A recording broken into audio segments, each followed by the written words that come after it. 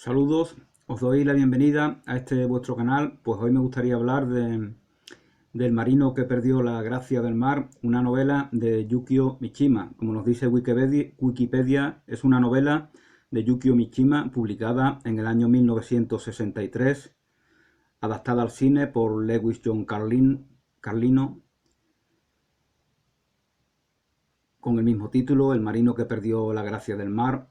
Y la sinopsis, pues se nos dice que Ryuji es un marinero que decide abandonar el mar y sus anhelos tras conocer a la viuda Fusako y enamorarse de ella.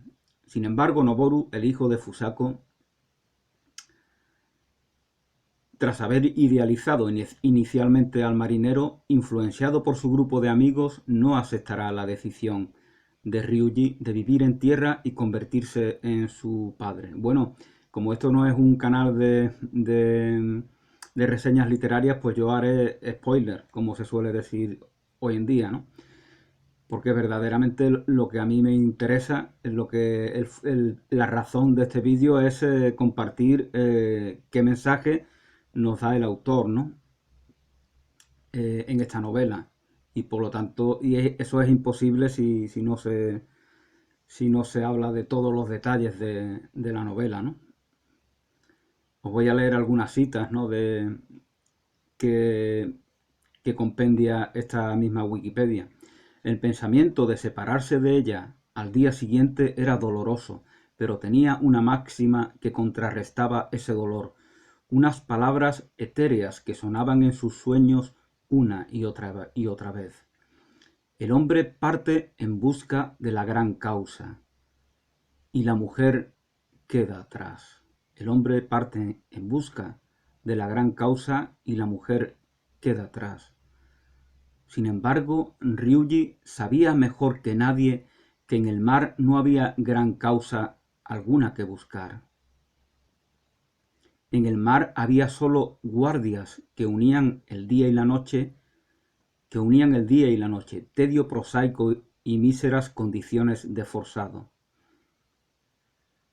Tedio prosaico y míseras condiciones de forzado.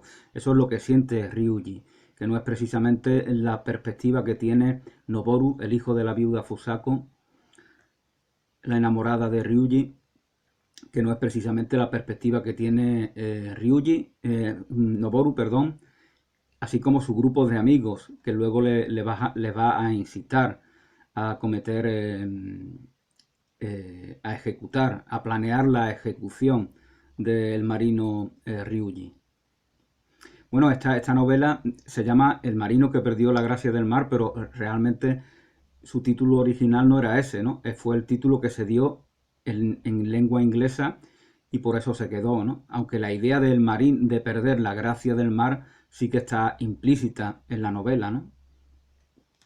El marino que perdió la gracia del mar.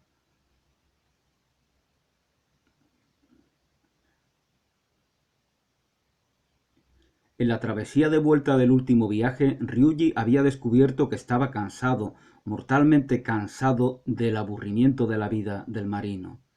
Tenía la certeza de que lo había probado todo en ella, hasta las heces, y estaba harto. Qué loco había estado. No había gloria que encontrar en ningún lugar de todo el mundo, ni en el hemisferio norte ni en el sur, ni siquiera bajo la estrella con que todo marino sueña, la Cruz del Sur. Los fantasmas del mar y de los barcos y de los viajes oceánicos existían tan solo en aquel aliento fresco y rutilante. Pero con el paso de los días veía cómo se iba adhiriendo a Ryuji otro de los groseros olores de la rutina de la tierra, el olor del hogar, el olor de los vecinos, el olor de la paz, de las frituras de pescado, de las bromas, del mobiliario que nunca cambiaba de lugar, de esa vida sedentaria en definitiva. Esto lo digo yo, no está en el texto, ¿no? De los libros del presupuesto familiar, de las excursiones de fin de semana, todos los pútridos olores que despiden los hombres que habitan en la tierra, el hedor de la muerte. Posiblemente estos son pensamientos que tiene el propio Ryuji, ¿no? o su grupo de amigos.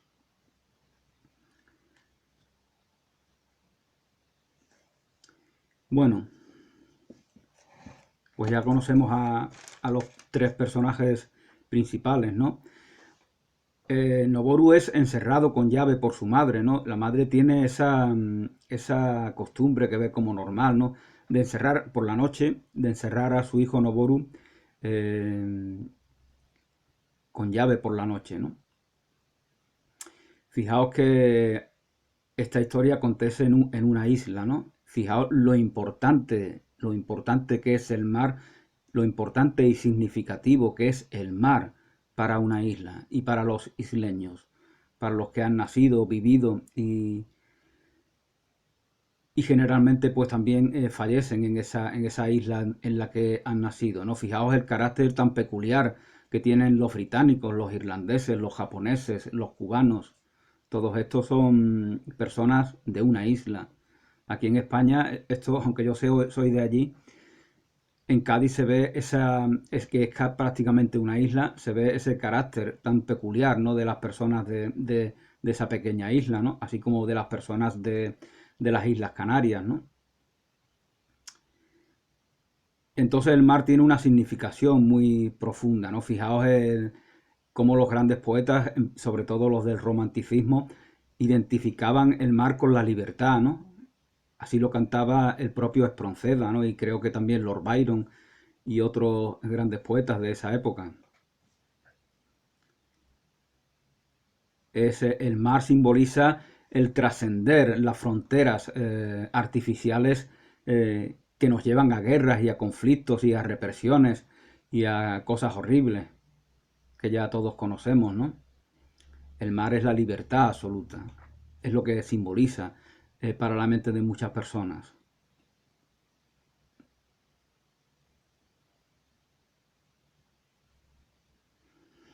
Bueno, ellos viven, Fusako y su hijo, viven en una casa construida por su padre, que falleció y que fue requisada por las tropas norteamericanas al final de la Segunda Guerra Mundial.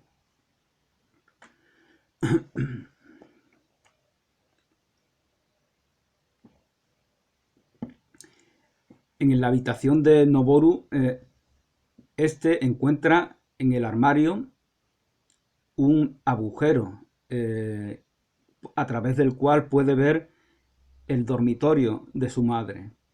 Entonces nos cuenta Yukio Mishima cómo él espía a su madre y cómo puede verla desnuda y cuenta todo lo que eso supone para él, ¿no?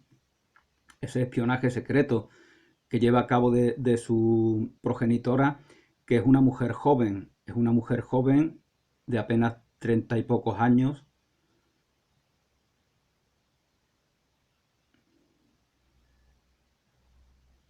Este agujero yo, sacando un poco mi interpretación bastante particular, es un poco simboliza el mundo de la web, ¿no? Este agujero que tienes enfrente tuya, esta ventana a través de la cual espiamos a ese mundo aparentemente exterior, ¿no? El mundo exterior, el mundo ajeno. Espiamos a nuestros semejantes como Noboru espía eh, a su madre. Esto para mí es lo que simboliza, independientemente de que lógicamente en tiempos de Yukio Mishima no existían ni internet ni las redes sociales, ¿no? Nos habla Yukio Mishima de la belleza de la naturaleza. Él lo cuenta de una manera en la que no aparece de manera implícita o explícita ningún tipo de deseo sexual, ¿no?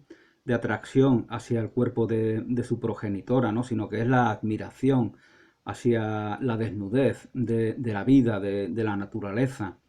Eh, no parece sentir Noboru que esté haciendo algo malo, ¿no? Y se centra también Noboru en la cicatriz que ve en el cuerpo de su madre, ¿no? Eh, que le recuerda cómo él vino al mundo. Eso para él es una causa también una impresión bastante importante. El vacío de mi mundo, esa es una frase que está en el pensamiento de Noboru, que tiene 13 años, ¿no? Fijaos que es la idea equivocada que a veces tenemos de los adolescentes o niños de 13 años, ¿no? Lo vemos, no nos damos cuenta que muchos niños, y yo esto lo he vivido bastante, ¿no? Porque cuando yo era niño había un cambio social importante y, y los niños de mi generación solían saber muchas más cosas en muchos ámbitos de lo que sabían sus padres, ¿no? Había una diferencia generacional bastante significativa. Pero bueno, a lo que me refería, los niños de 13 años pueden ser muy inteligentes, pueden comprender muchísimas cosas y a veces lo vemos como niños, ¿no? Y es que ya en cierto sentido no son niños, no son niños de 4, 7, 8, 10 años.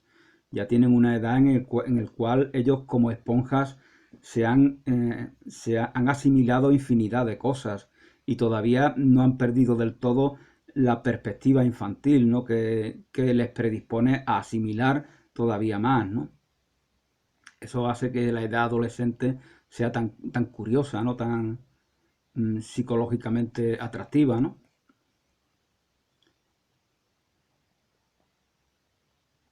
Ryuji, perdón, Noboru, el niño, sueña con tatuarse un ancla en el pecho.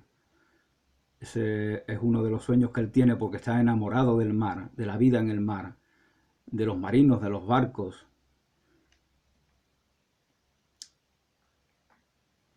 Una de esas noches en la cual Noboru contempla el dormitorio, pues ve la desnudez de Ryuji, que se ha convertido en amante de su madre Fusako. Entonces nos describe de esta manera tan llamativa uh, ese momento Yukio Mishima. Dice que él, Noboru, se queda contemplando la bruñida torre del templo. Así es como llama Yukio Mishima al pene del marino que es el enamorado de Fusako. Suena el grito del mar, ¿no? Que es la sirena. Cuando se produce ese encuentro, se produce un hecho bastante simbólico, ¿no? Que suena que la sirena del puerto, como si estuviera gritando celosa, eh, aparece, hace su aparición, hace su presencia ante esa infidelidad que el marino Ryuji está perpetrando al hacer el amor con Fusako.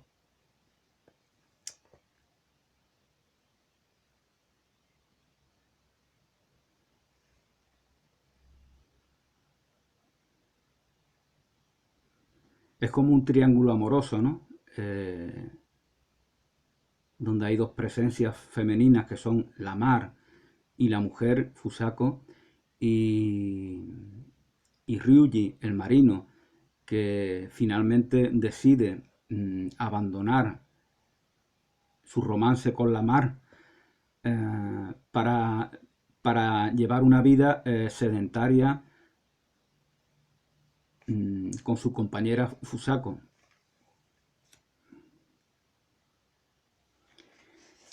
Bueno, nos explica también cómo el hecho de que que un marino abandone el mar, esto me evoca a Marinero en Tierra, ¿no? De Rafael Alberti, ¿no?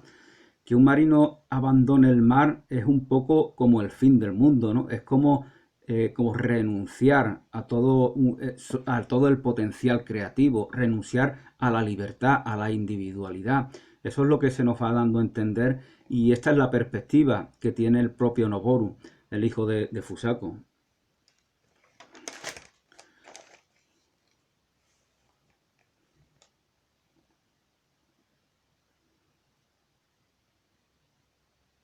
Ryuji es oficial del barco, ¿no? Piloto segundo.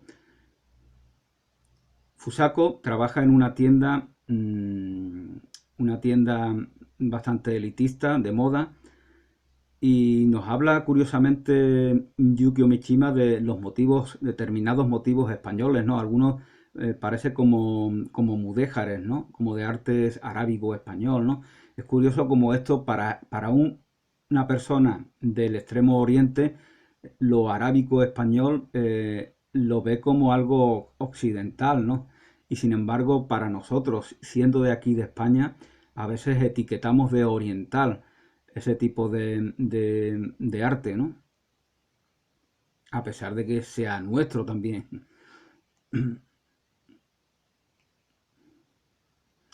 Entonces la perspectiva es siempre importante, ¿no? Un hombre encuentra a su mujer perfecta solo una vez en la vida. Bueno, este es el pensamiento de Ryuji, ¿no? Un bastante romántico, ¿no? Mm,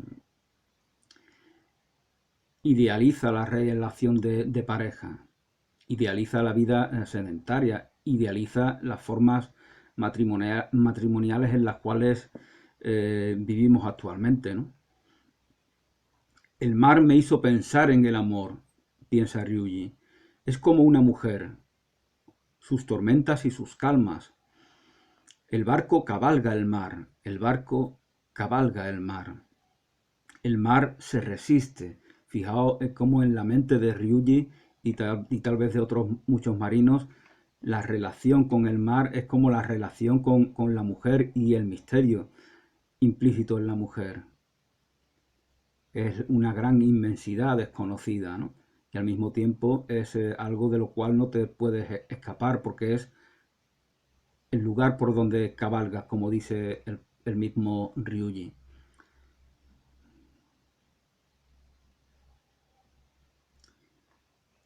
Bueno, compara la relación del marino, ¿no?, con la naturaleza. El mar es la naturaleza. Fijaos que Ryuji, como muchos marinos, abandona su vida sedentaria, abandona su hogar familiar. Y esto mismo hacen otros grandes personajes de la literatura, ¿no? Como Gulliver o como Robinson Crusoe. Ellos abandonan a sus familias para buscar aventuras, como hace el propio Don Quijote ya en la literatura española, ¿no? Abandona su vida sedentaria porque está convencido de que la verdadera vida no está ahí. Fijaos la evocación de la mentalidad nómada, en este caso no aplicada a montes, valles y caminos de tierra, sino al mar, porque de alguna manera los marinos evocan la vida nómada. Fijaos lo milenarios que son los barcos y los medios de navegación. Todos podemos ver que los trenes, los coches, las bicicletas, los patinetes, los trenes, los aviones, todos tienen muy poco tiempo, décadas, 1, 2 siglos como más. Pero los barcos, ¿cuándo empiezan los barcos? Se pierden en la noche de los tiempos. Hace más de 3000 años llegaron desde el Próximo Oriente esas naves que venían de Fenicia, ¿no? Para fundar la ciudad de Cádiz, precisamente, hace más de 3000 años. Y también aquí, a estos lugares del Mediterráneo, pues llegó Jonás, ¿no? Al que, desobedeciendo a Yahvé, vino hasta Tarsis, eh, aunque por el camino parece que una ballena se lo devoró, ¿no? También andaba en busca de aventuras, ¿no? También buscaba realizar algo que era trascendente, importante para él. Y lo hacía a través de la navegación que, como os comentaba, se pierde en la noche de los tiempos, el momento en el que la humanidad la inventó, ¿no?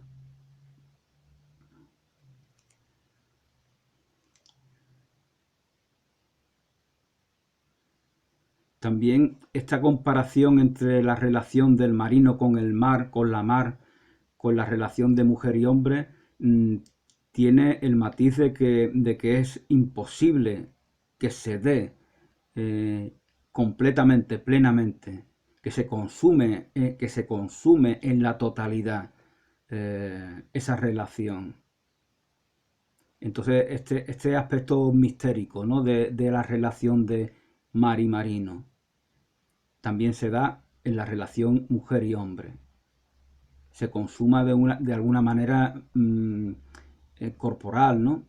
Emocional, pero siempre hay ámbitos en los cuales no se satisface esa atracción o lo que provoca esa atracción. La imposibilidad de relacionarse intensamente con su belleza. La imposibilidad de relacionarse intensamente con su belleza. ¿Cómo me relaciono con la belleza impresionante del mar? Pues lo mismo siente Ryuji con respecto a una mujer. Bueno, Noboru cuenta a su pandilla de la relación. Uno de sus compañeros de pandilla le dice que los héroes no existen. Cuestiona esa idealización. Noboru idealiza a Ryuji y sus compañeros de pandilla le quieren bajar de la nube. Le dicen los héroes no existen. Todo el mundo está presentado bajo el lema imposibilidad. Todo el mundo, toda la Tierra, todo el planeta está como presentado. Esto dice uno de los compañeros, creo que es el jefe de la pandilla de Noboru. Todo el mundo está precintado bajo el lema imposibilidad, ¿no? Como se presentan esos espacios que están siendo investigados por las fuerzas del orden. Todo el mundo está presentado bajo ese lema y solo nosotros podemos arrancarlo.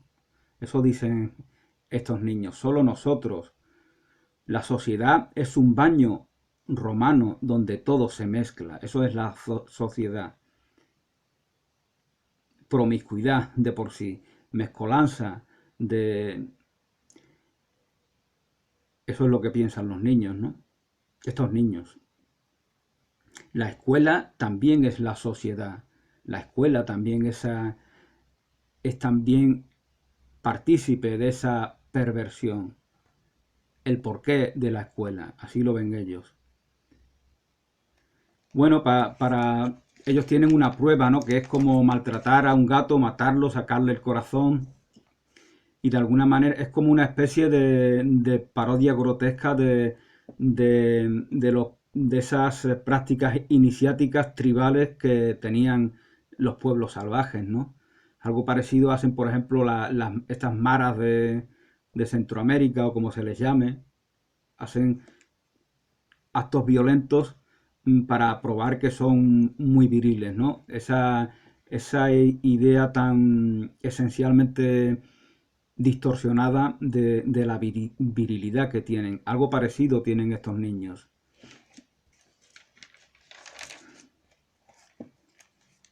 Fijaos en el simbolismo de matar el gato. El gato, y tengo un vídeo a este respecto en mi canal, el gato simboliza, evoca los aspectos femeninos de la condición humana y de la naturaleza. El vídeo en cuestión es los gatos son femeninos y los perros son masculinos o algo así. Entonces el simbolismo de acabar con el gato supone el desapegarse no de la mujer de por sí, sino de lo que ella evoca. Ella evoca la vida, tal como lo ven los niños. Evoca la vida sedentaria, evoca el marinero en tierra, evoca el acomodamiento, evoca todo lo contrario que ellos admiran, que ellos quieren, que ellos valoran.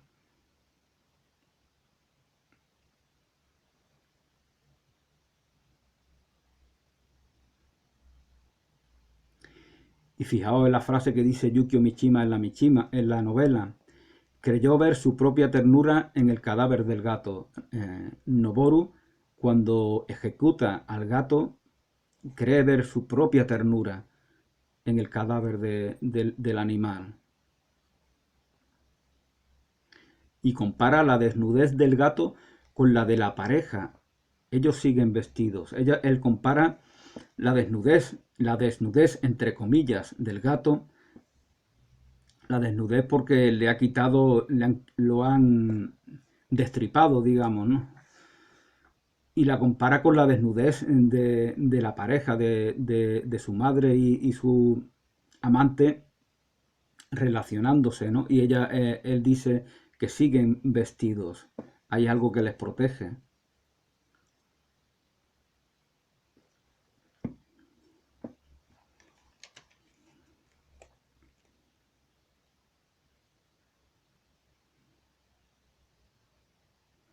Nos habla de la frontera azul, ¿no? Que las mujeres, las esposas de los marinos contemplan, ¿no? Fijaos que ser marino y casarse es no parece muy recomendable, ¿no? ¿Cómo vas a ejercer como esposo y sobre todo como padre si estás siempre navegando, ¿no? Tu hogar es el mar, no. De ahí viene esa frase de tener una novia en cada puerto, ¿no? Realmente no se refiere a la novia de por sí, sino lo que esta frase indica, este refrán, lo que indica es que hay un desapego de lo que acontece en la tierra, porque el marino se convierte en la práctica como el amante de la mar. Y como es el amante de la mar, acomodarse a la tierra y abandonar la mar supone la muerte. Y de ahí el fin tan dramático, tan trágico, al cual creen que está predestinado Ryuji, los niños, ¿no? Y por eso quieren ejecutarlo, para evidenciar de que él verdaderamente ya es un hombre muerto, por haber abandonado la gracia del mar.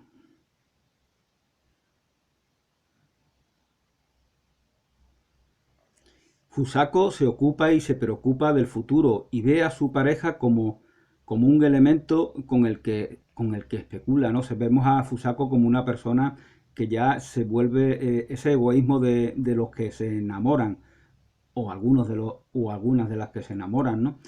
Que empieza ya no se comporta, ya no se da esa espontaneidad de los enamorados principiantes, ¿no?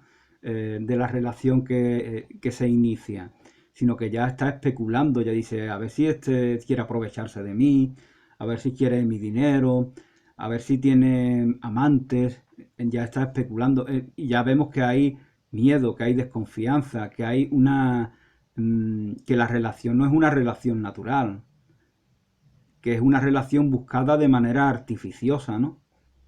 Eh, para suplir un vacío.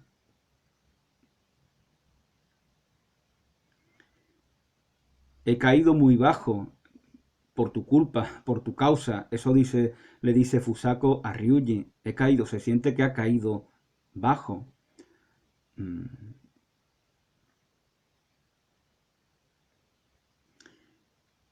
Sin embargo, Ryuji piensa que está dispuesto a morir gustosamente por ella, en vez de partir al día siguiente. Sin embargo, parte porque esa es su obligación. Parte en principio, pero cuando regresa ya no vuelve a partir. Ya decide eh, contraer matrimonio con Fusako y permanecer con ella. Que como sabemos no es esto lo que tienen previsto los niños con respecto a él, ¿no?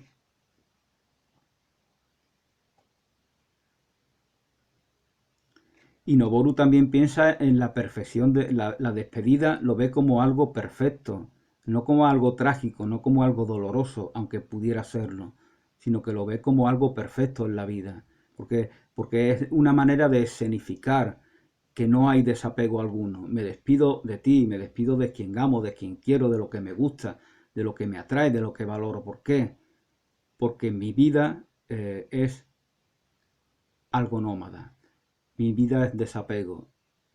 Eso es lo que Noboru piensa. Por eso idealiza la idea de la despedida. Y por eso piensa que es algo que debe de darse mmm, como un mero protocolo. Noboru piensa que nunca su madre se había comportado de una manera tan inferior. La ve como, cuando la ve enamorada, ve como algo despreciable en ella.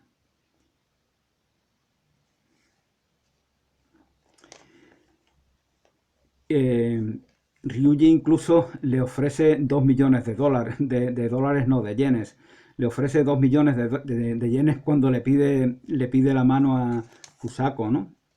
Entonces es como si tuviera, como si el dinero probara la validez del afecto, ¿no? La verdad del afecto. Es un hecho bastante curioso, ¿no? Sin embargo, Fusako llega incluso a contratar un detective privado, ¿no? Para conocer detalles de la vida de Ryuji.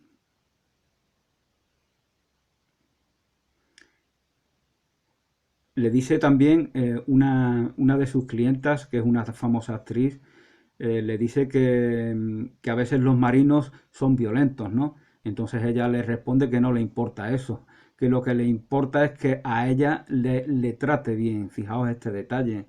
Ya en algún vídeo hablando sobre el matrimonio y eso, lo comentaba, ¿no? Esa idea de que a las mujeres les gustan los hombres pacíficos, tranquilos, eh, no es del todo cierta. Lo que a ellas les gusta es que la violencia no caiga sobre ellas. Podemos ver que hay muchos hombres que son violentos y tienen éxito en su relación con las mujeres.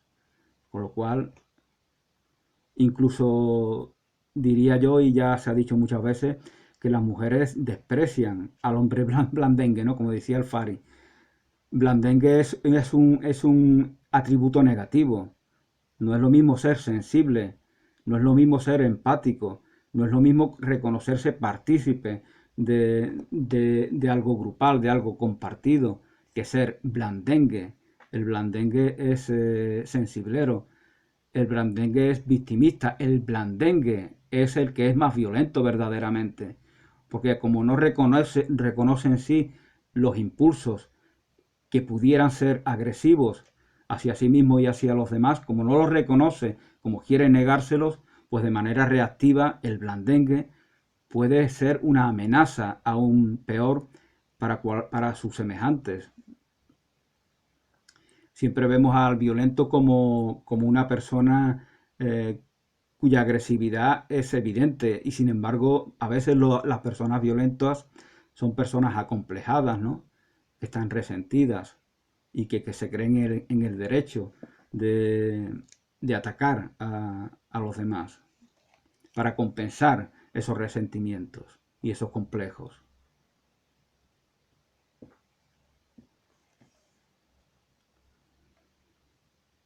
Bueno, habla Noboru de cómo el marino haraganea, ¿no?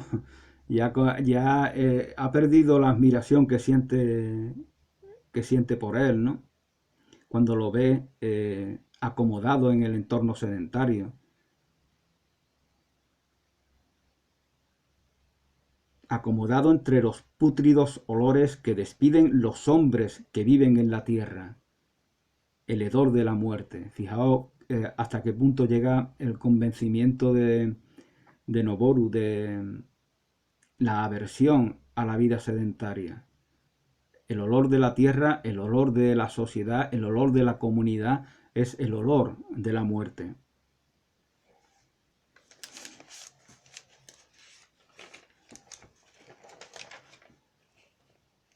Fijaos la distorsión que esto supone de eso que a Gulliver o a Robinson o al propio Quijote les hace abandonar sus hogares. Ese impulso de querer servir, de querer vivir aventuras, de querer desarrollar su individualidad recorriendo el mundo. Él, Noboru y sus compañeros de pandilla esta idea la llevan a un extremo bastante grotesco, ¿no?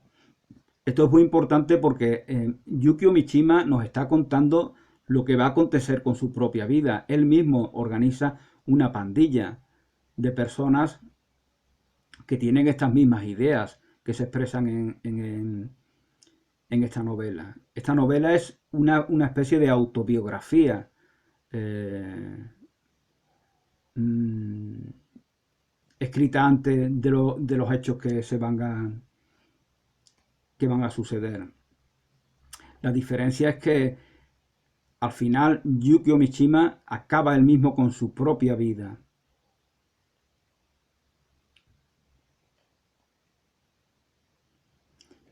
Para demostrar que la vida no tiene ningún valor de por sí, que no tiene ese apego a la propia vida. Bueno, ya lo veremos esto al final. Bueno, fijaos algunas frases que dice el jefe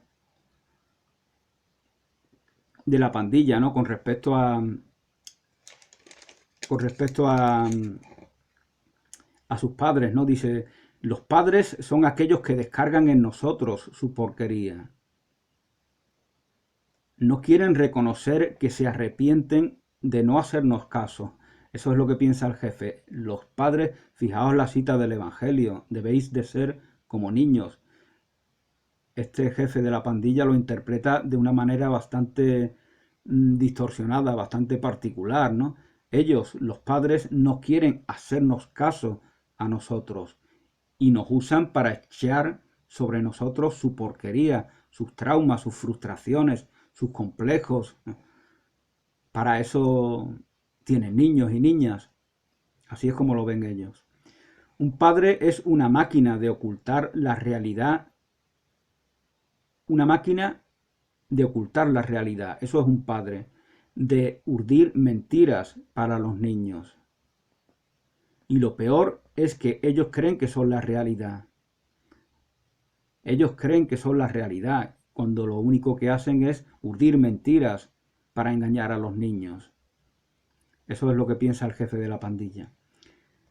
Los niños son niños maltratados, ¿no? Lo dicen en algún momento de la novela, se habla de las palizas que alguno de ellos recibe permanentemente.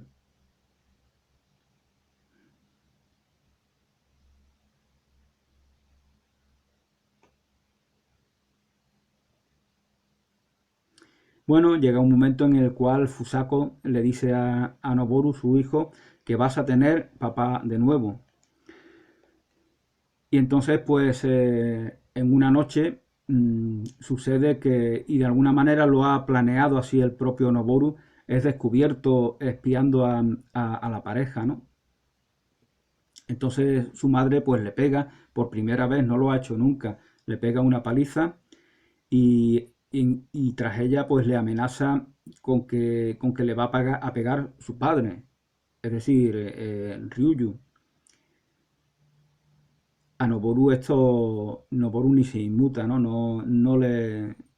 No parece importarle ni que le haya pegado ni que se le vaya a pegar de nuevo.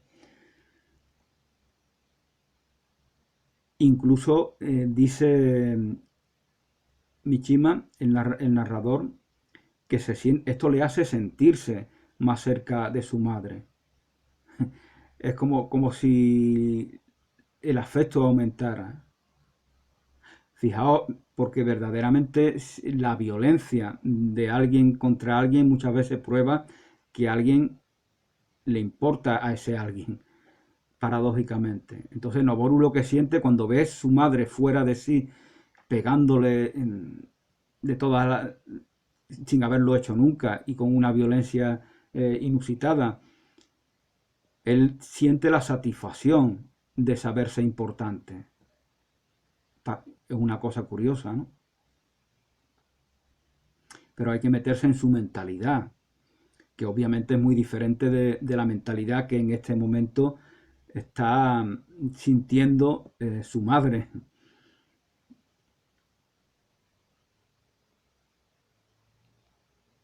Ryuji, en lugar de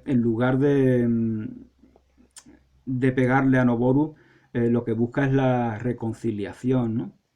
Eh, Busca comprender lo que ha pasado y quitarle importancia, ¿no?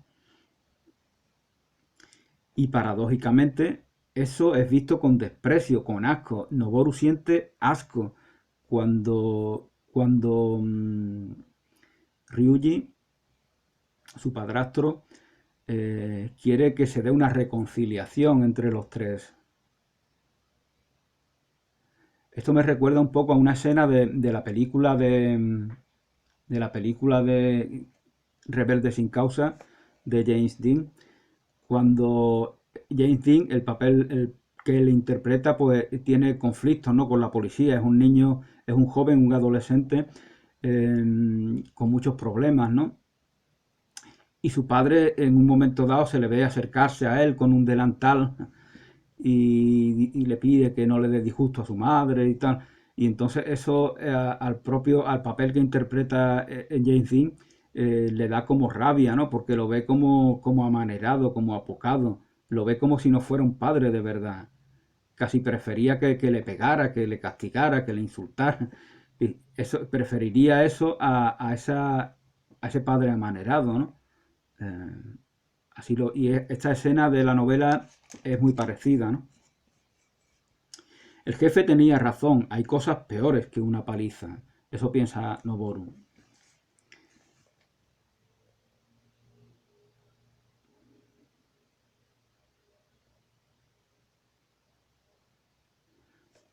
Nosotros somos genios. Y el mundo está vacío. En el mundo no existe lo varonil, en el mundo no existe lo paternal, en el mundo no existe lo patriarcal, verdaderamente. Porque lo patriarcal es el gobierno de lo paterno. Y la vida sedentaria es el gobierno de lo femenino distorsionado, reprimido, oprimido, castigado. Fijaos qué paradoja, ¿no? Así lo ven los niños y en este caso lo veo yo así también. En este aspecto sí que estoy de acuerdo, ¿no? Nosotros somos genios y el mundo está vacío. Nosotros, así piensan los niños, somos genios, el mundo está vacío, el mundo no es nada. Fijaos esto, la relación de esto con la perspectiva existencialista. No somos nada, no somos nada. Todo está por hacer. Hay que compensar esa nada. La diferencia es que ellos se ven a sí mismos como genios. Nosotros permitimos toda esta basura. Lo hemos permitido nosotros, piensan los niños. Así se expresa el jefe de la pandilla. Nosotros permitimos la escuela, que forma parte de esa basura. Pero no por falta de poder, sino por crueldad. Es una crueldad por nuestra parte. Fijaos qué curiosa reflexión. Es una crueldad de nuestra parte, niños del mundo, permitir esa basura. Un padre es lo peor que existe en la capa del mundo. Solo existen algunas cosas permisibles. Permisibles, fijaos en la palabra que emplea. El mar y los barcos, por ejemplo. El mar y los barcos son de las pocas cosas que se pueden permitir verdaderamente en este mundo. Así lo ven los niños, porque ellos simbolizan la libertad. La mar simboliza la libertad. El barco simboliza el desarrollo individual del potencial de cada persona. El mundo está vacío y lo único trascendente es mantener el orden en esa vacuidad. Lo único trascendente es mantener el orden en esa vacuidad. Eso también me evoca a mí, aunque yo no sea experto en esta escuela de filosofía, a una perspectiva existencialista, ¿no? El mundo es vacío, el mundo es nada, somos hijos del nada, del vacío. Es todo lo contrario de la perspectiva cristiana que, por ejemplo, tiene Dostoyevsky, ¿no?, que parte de la plenitud, de la integridad, o Tolstoy. Lo somos todo, somos plenitud, somos abundancia. Y la vida en el mundo es la expansión de esa plenitud. Necesitamos sangre humana, necesitamos un sacrificio. Así piensan los niños. Fijaos la evocación del sacrificio de Jesús de Nazaret, que da su vida para redimir a la humanidad. Y como no ha sido reconocido ese sacrificio y esa resurrección y ese legado y ese mensaje, como no ha sido reconocido, como no hemos sido receptores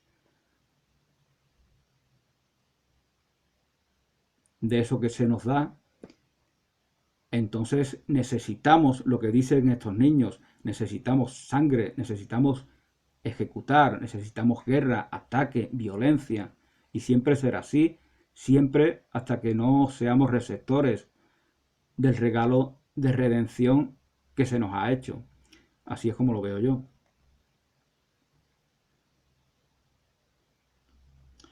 Bueno, nos cuenta Mishima de cómo nos habla de toda la industria que se ve por ahí, ¿no? Y nos habla de un pequeño pino que recibe los rayos del sol, ¿no? Es una imagen muy curiosa, ¿no? Porque esto él nos está señalando la degradación de la naturaleza, de la sociedad, las sociedades degradadas en las cuales vivimos, ¿no? Donde todo apesta, ¿no? Donde todo es... Así es como... ese ambiente es el que nos transmite Mishima en la novela. Las comunidades sociales son algo que dan incluso náusea, ¿no? Mientras que el mar es la belleza, la limpieza, la pulcritud, la inmensidad, la libertad.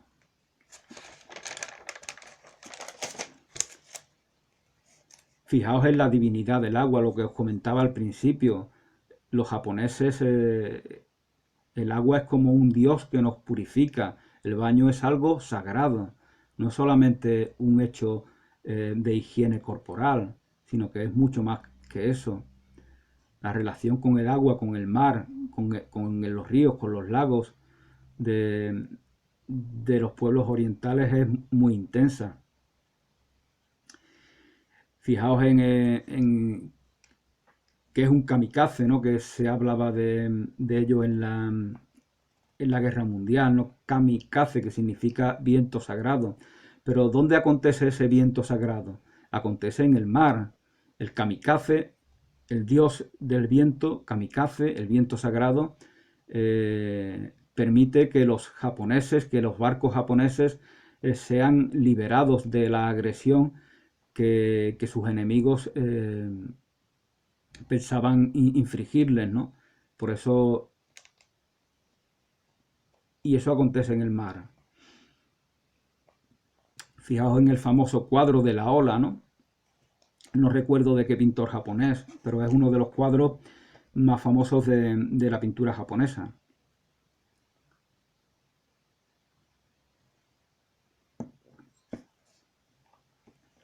Fijaos que el pueblo japonés llega hasta esas islas de Japón a través del mar. El mar los ha llevado allí. Venían a través de los siglos y siglos, venían de otros lugares. Y se asentaron allí, llegaron a través del mar. El mar los puso allí. Eso es algo que está también en su subconsciente de alguna manera. Ryuji canta, bueno, engañan a Ryuji para llevar a cabo esa ejecución que pretenden llevar a cabo. Y Ryuji canta una canción que provoca las risas de los niños, ¿no? Porque de alguna manera está como en relación con lo que le va a pasar, ¿no?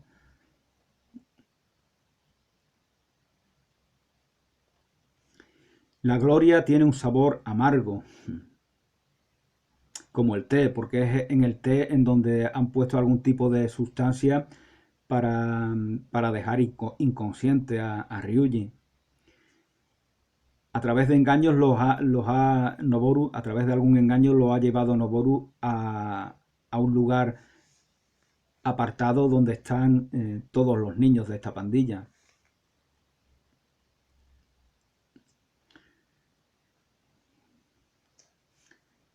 Y bueno, también nos comenta Fernando Sabater, nos habla de cómo, en algún artículo suyo, de cómo el fuera de la ley está tan mal visto en Japón, ¿no? Que es al contrario. Fijaos en Occidente, la cultura, la mentalidad occidental, cómo vemos como héroes delincuentes, ¿no? En las películas, ¿no? El bandolero, el pirata. Sin embargo, en la cultura, en la mentalidad japonesa, esto no es así. El transgresor de la ley solo merece desprecio. No se reconoce en su, no se reconoce como partícipe de una comunidad, de un valor comunitario que está por encima de cualquier individualidad. Así es como lo ven ellos. Entonces, estos niños y el propio Yukio Mishima,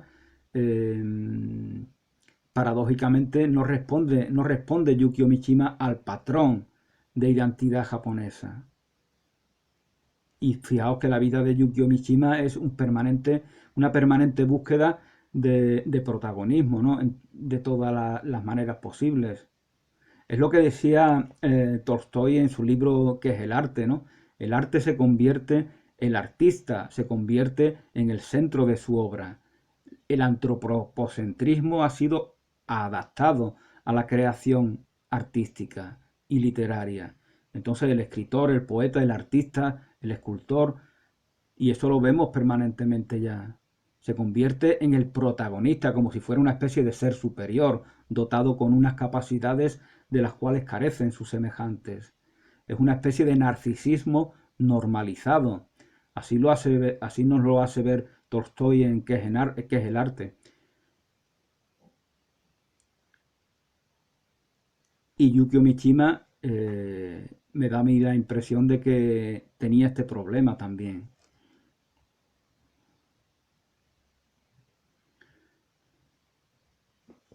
Y esto también le lleva al culto a la belleza corporal, ¿no? Quiere desarrollar su físico, quiere que se enamora de la belleza, pero de una belleza física, quiere que su cuerpo sea bello, pero ha perdido conciencia, ha perdido noción de lo que verdaderamente es la belleza.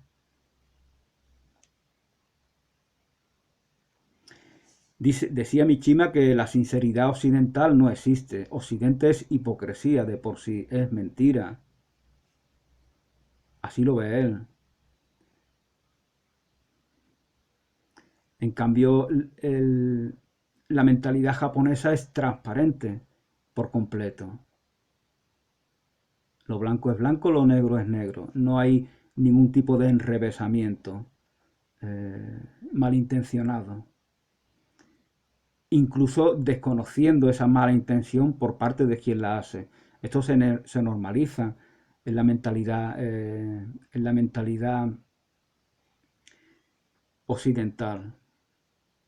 Justamente por eso quería hablar de este tema, ¿no? De ese virus que desde la Revolución Francesa, desde la perspectiva de Tolstoy, desde el propio Renacimiento, este virus antropocéntrico, narcisista, que se extiende por todo el mundo y que provoca las dictaduras comunistas que se dan en la Europa del Este. Fijaos cómo en Occidente, entendiendo Occidente por los países latinos y germánicos, además de Gran Bretaña, en estos países no se da dictadura comunista alguna, excepto la que se da en la Alemania oriental, por imposición de la Unión Soviética. Se dan estas dictaduras comunistas en los países del este, también en China o en Corea del Norte, porque hay una adaptación a la tradición, a su propia tradición. Incluso los apologetas de estas dictaduras suelen apelar a este argumento. Corea del Norte es una sociedad tradicional donde la familia, el padre, el amor a la tierra, pero eso ya es mm, una interpretación bastante particular de la ideología marxista. Entonces, ¿hasta qué punto esas dictaduras son comunistas? Y no más bien es que usan el comunismo para seguir manteniendo valores del antiguo régimen. Que cambie todo para que todo siga igual, ¿no? Entonces la mentalidad oriental es muy distinta, ¿no? Y de hecho yo pienso que eso de fascismo, extrema derecha, nazismo, todo eso es propio de Europa. Son tópicos europeos. No puedes comprender Oriente y específicamente Japón con esos tópicos que son exclusivamente occidentales.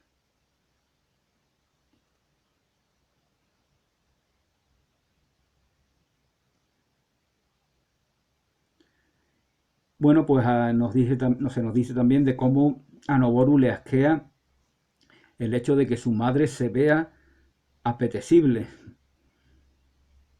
por ser tan joven. Porque es el hecho de verse apetecible, fijaos esa palabra, apetecible, que alguien apetezca de mí. Es una especie de autocosificación, ¿no? Yo estoy aquí, soy mujer y alguien debe de fijarse en mí, porque soy bella y soy joven todavía. Es una especie, en el fondo esa especie de valoración hay un desprecio, porque esa bella juventud pasará pronto. Quiere que se la valore por una apariencia. Es una especie de desprecio inconsciente. El asco que siente su hijo está en relación con el desprecio inconsciente que esa mujer siente por sí misma. La vida humana es limitada, pero a mí me gustaría vivir para siempre. Esto dice Yukio Mishima. Esto deja escrito antes de suicidarse, antes de montar ese show, que no os quiero recordar en detalle, que seguramente ya conocéis. La vida humana es breve, pero a mí me gustaría vivir para siempre. Él mismo, Yukio Mishima, es víctima de aquello que son víctimas estos niños de la pandilla y el propio Noboru. De una distorsión de valores masculinos, de aspectos masculinos, de la virilidad, de lo que es lo paternal, lo viril, lo patriarcal. Ellos lo distorsionan y crean su propia versión de ello. Esto también está en relación con grupos extremistas, ¿no? De uno y otro lado. En el nazismo se ve claramente, ¿no? Esa crueldad. El ejercicio de la crueldad como un valor varonil. Esa es la degradación a la que lleva la distorsión de energías masculinas o aspectos masculinos de la condición humana. Y esto lo quería compartir porque a mí me sirve bastante para comprender que señala Fedor Dostoyevsky como un aspecto negativo que pervierte la sociedad y que la destruye. Y por lo tanto él quiere salvaguardar a su país, Rusia, quiere salvaguardar a su país de esa influencia destructiva. Y no solamente quiere salvaguardar a su país, sino que considera a la fe del pueblo ruso como aquello que va a expandirse de manera liberadora por toda la humanidad. Pero bueno, de esto os hablaré, si Dios quiere, en el vídeo que haga, en el último vídeo que haga sobre la serie de Dostoyevsky y Tolstoy, en el cual hablaré de la historia, ¿no? De la idea de historia que tienen ambos escritores. Por el momento esto es todo. Muchas gracias, bendiciones y hasta una nueva oportunidad.